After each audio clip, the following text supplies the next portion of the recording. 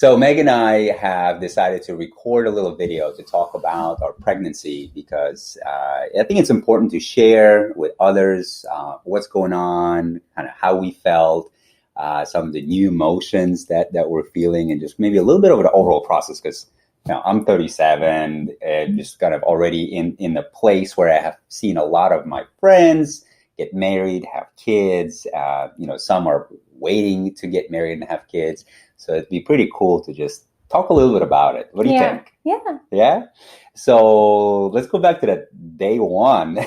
Yeah. So, well, just so you can kind of understand where we are, we just hit 20 weeks last Sunday. So it'll be 21 weeks. So we're basically on the downhill side of, I don't know if that's the right way of saying it, but we're more than halfway through, which is pretty incredible given, the way it all started out.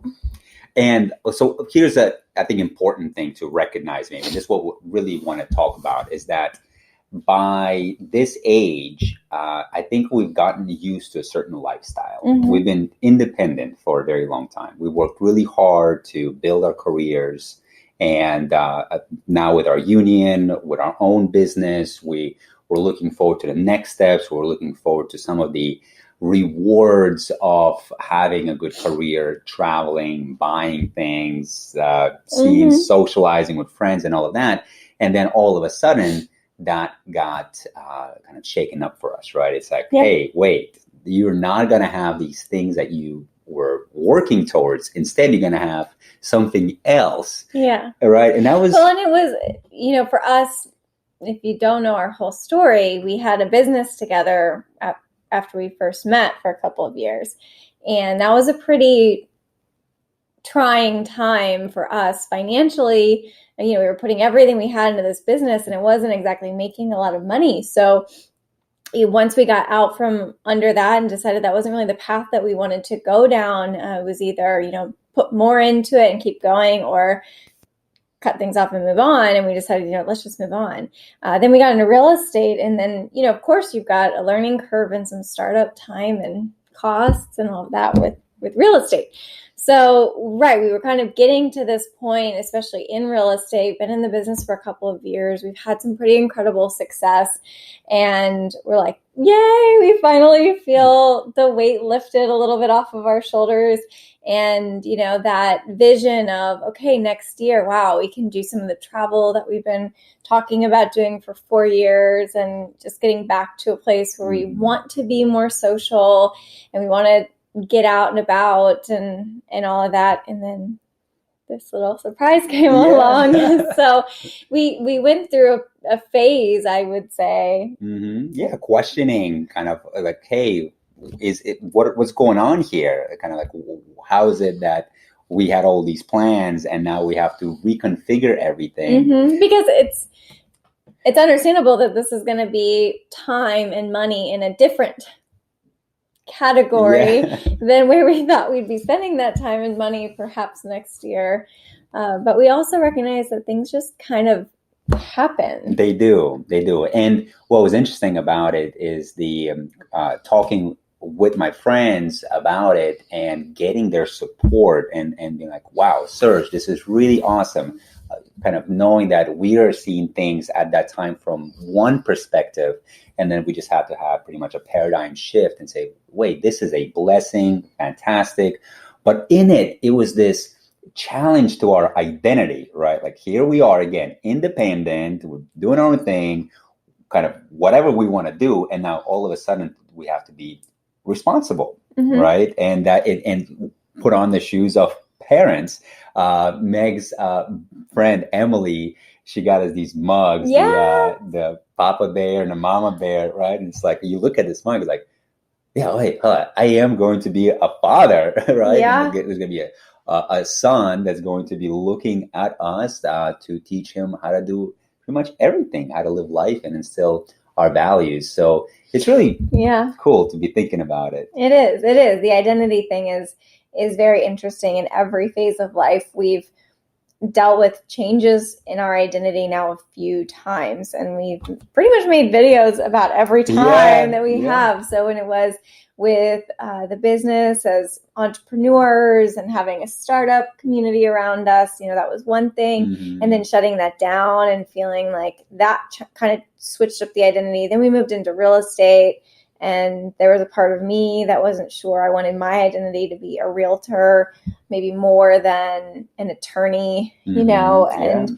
and then, I looked at next year, the identity being like a traveler again, finally, getting back to some of that stuff, international trips and things like that. But, motherhood has certainly always been on my radar as an identity that I wanted, that I knew Mm-hmm. was going to be a part of my life. You think you can plan these things out exactly how you envision them, but sometimes life intervenes. And that was probably one of the most comforting thoughts and conversations that Serge and I had was, I just remember you looking at me one day and saying, well, we've always known we wanted to be parents. I've always known I wanted to be a dad. It's just been a matter of when, and it's like, oh yeah, we have, each independently, and certainly together as a couple, it's something we've envisioned. And it's like, well, yes, that is part of the identity that we've always wanted and will have. It's just coming at this time. Yeah. And I was talking to a friend, recognizing that as we get older and we find more comfort in life, and in the United States, for the most part, life is good. We got shelter, we have food, we have jobs, cars. I mean, there's very little to complain about other than the things that we just kind of create in our own mind. I mean, these stresses that we create and get preoccupied with. It's kind of make-believe. Like you can really work through that with some meditation. But in our conversation, just recognizing that the older we get and the more comfortable we become in kind of the position that we're in and this idea of travel and being independent, it would become tougher and tougher to change that. To go from being independent to now being an adult. And have someone else's life and well-being dependent on you. Go ahead. No, I was gonna say, I think when somebody says, well, how do you feel about it all? I'm like, well, we feel good. The only thing is that Meg really wanted to have a wedding. Really at that time we were wedding planning, right? We were looking forward to having a wedding in spring of 2020, and looking forward to that, making our list of who's going to come, where are we going to do it, coordinating things with her family. She has a big family in Iowa. And they were like, wait, no, that's going to go on pause. We are still having the 100%. Wedding I want. We're just going to change the time. So that was maybe one of the toughest emotions to overcome for me when we found out, was just, I'm a little type A. I like things to go in the order that I have them planned. And I really was looking forward to nailing down those plans. We've been talking about it and kind of pushing it off, honestly, just not knowing financially when we'd be able to do it. And so, to at least come to a positive state of mind that, we'll still do the wedding the way that we envision, or at least the way that I envision. 100%. With the baby. And that'll just be how we do it, and it'll be our own way of doing it, and maybe more special in some ways than we even could have imagined. So there were definitely a few moments there where we thought, and all of that is because those thoughts or the idea of pregnancy, it challenges what we thought we're going to do, what we wanted. It was challenging our plans. And only then kind of, it's always like that. You have a set of expectations, and when those expectations are not met, there's a sense of frustration, right? But you got to really step out of that way of thinking and just observe and say, wow, the timing couldn't be better. Right? Exactly. Like really, the timing is perfect. I think it's great that you're going to be, these are going to be some difficult months of pregnancy where the baby's going to get bigger, and fortunately we're going into the winter months where it's not going to be super hot outside and everything. So you can find a lot of positives in pretty much any situation. What's also been really neat is that with this pregnancy, we've kind of all of a sudden realized that there are so many other pregnant people around us. Yeah. Right? Yeah. It's just been crazy. It's like I would say, I remember having a motorcycle back in the days, and at that time, I noticed all of the motorcyclists on the road. Today, driving an SUV, I don't see any motorcyclists, right? But at that time, all of a sudden, you see them all. So the moment we get pregnant, it's like, oh wait, they're having a baby, they're pregnant, right? Yeah, it's been pretty cool. And likewise, we've met and know plenty of people who have tried to have children, and for one reason or another have struggled along with that. And I think that was almost one of your first experiences in telling people that we were pregnant, and having someone in your circle express that, oh wow, we've been trying and haven't been able to. And you feel, I know very intimately how hard it can be for parents to lose children when they become pregnant, or just not be able to get pregnant when they want to. And so it's never been lost on us that this is a huge blessing in terms of, being able to have a healthy baby and a good pregnancy. And I've had it pretty easy. So a lot of my friends hate me. But so we wanted to record this video to talk a little bit about our path, because I'm sure there is somebody out there as well, it may be in a similar position, or is thinking about getting pregnant, but is kind of worried about having this shift in identity and changing in the circumstances of life. But it really seems that life always just works out, and it's going to go the way it's going to go. Just kind of make the best of it and enjoy this kind of, I call it the human experience. Right? It's amazing how many times I've heard friends of mine who've had kids make the statement that you're never ready. Like, they've been in all sorts of different positions in life and at different times and different things going on. And it's amazing how true that statement is. But everybody does it. Everybody gets through it. I think we both feel really blessed to have a good partner to go through it.